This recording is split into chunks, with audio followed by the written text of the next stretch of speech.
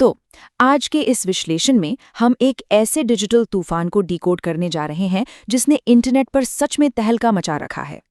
हम बात कर रहे हैं कॉकरोच जनता पार्टी की।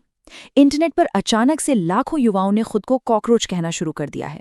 सुनने में अजीब लगता है ना, लेकिन इसके पीछे की असली कहानी क्या है, आइए गहराई से समझते हैं।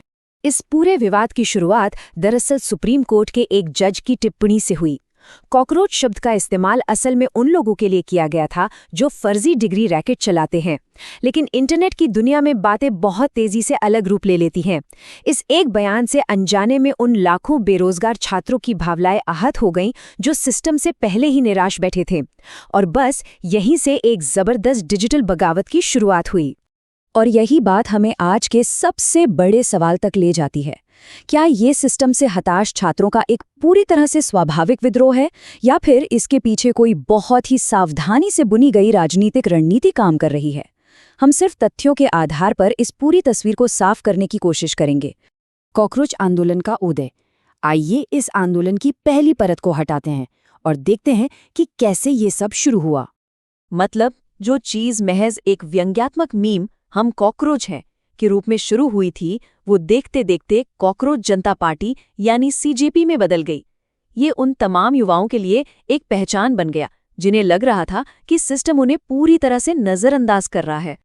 और इस आंदोलन का स्केल कितना बड़ा है, ये नंबर खुद बयां करता है। 10 लाख। जी हाँ, बहुत ही कम समय में 10 लाख से ज्यादा लोगों ने साइन अप किया और शिक्षा मंत्री के इस्तीफे की मांग तेज हो गई। सबसे हैरान करने वाली बात तो ये रही कि कुछ ही दिनों के भीतर इंस्टाग्राम पर इनके फॉलोअर्स की संख्या ने सत्ताधारी बीजेपी के आधिकारिक पेज को भी पीछे छोड़ दिया। ये सच में कोई छोटी बात नहीं है। असली गुस्सा, असली मुद्दे। जब हम इस आंदोलन की अगली परत की ओर बढ़ते हैं तो एक बात बिल्कुल साफ हो जाती है। इन चौंकाने वाले आंकड़ों के पीछे जो हताशा है वो एकदम असली है।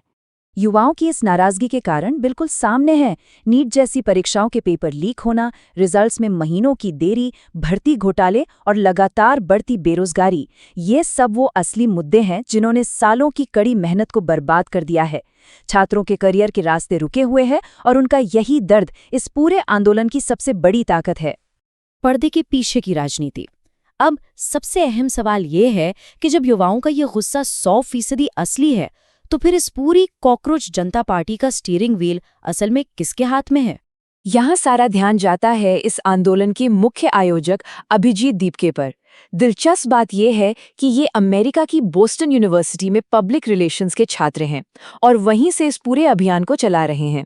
अब देखिए, हजारों किलोमीटर दूर बैठे एक व्यक्ति का अचानक से इतने बड़े डिजिटल विस्फोट का आयोजन करना कहीं न कहीं इसकी टाइमिंग और कोऑर्डिनेशन पर कई गंभीर सवाल जरूर खड़े करता है। और यहाँ एक बहुत ही स्पष्ट विरोधाभास नजर आता है। एक तरफ तो ये दावा किया जा रहा है कि ये पूरी तरह से एक स्वतंत्र युवा विद्रोह है और आयोजक का 2023 के बाद से आम आदमी पार्टी से कोई लेना देना नहीं है, लेकिन दूसरी तरफ उनका राजनीतिक इतिहास कुछ और ही कहता है। वे 2020 से 2023 तक आम आदमी पार्टी के आईटी और मीम सेल का हिस्सा रहे हैं और मनीष सिसोदिया के साथ उनकी समर्थन वाली एक पुरानी पोस्ट भी वायरल है।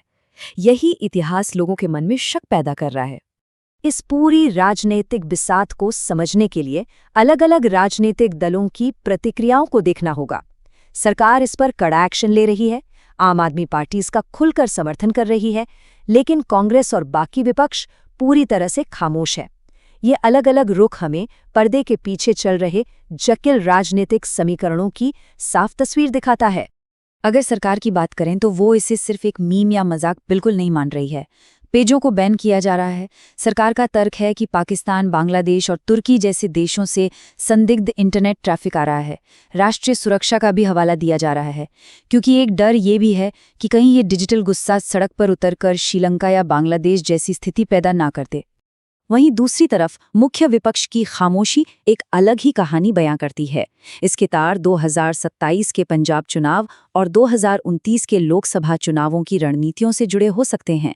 माना जा रहा है कि कांग्रेस इसलिए शांत है क्योंकि उसे शक है कि इस आंदोलन के पीछे आम आदमी पार्टी है। उन्हें डर है कि अगर उन्होंने सीजेपी का समर्थन किया तो वे जाने अनजाने में आने वाले चुनावों से ठीक पहले अपने ही एक राजनीतिक प्रतिद्वंदी को मजबूत कर देंगे। युवाओं के लिए असली चुनौती। ये सब हमें इस विश्लेषण की सबसे महत्वपूर्ण परत तक लाता है। इन सब राजनीतिक दांवपेचों के बीच खुद छात्रों के लिए इसके क्या मायने हैं?